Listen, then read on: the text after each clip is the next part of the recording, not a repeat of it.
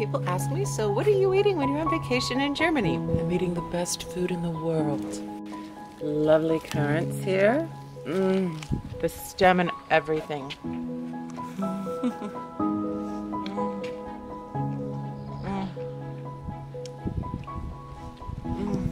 Nice, fresh, juicy strawberries. That one's not really that ready yet, but if you dig just a little bit, just a little digging, you can find it. Over here are Rainier cherries, named after Prince Rainier.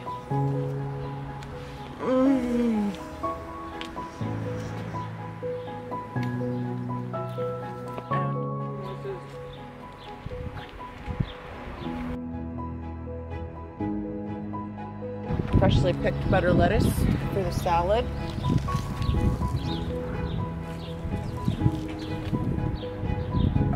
Oh,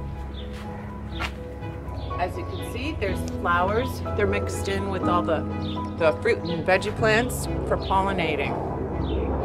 And these are really big currants.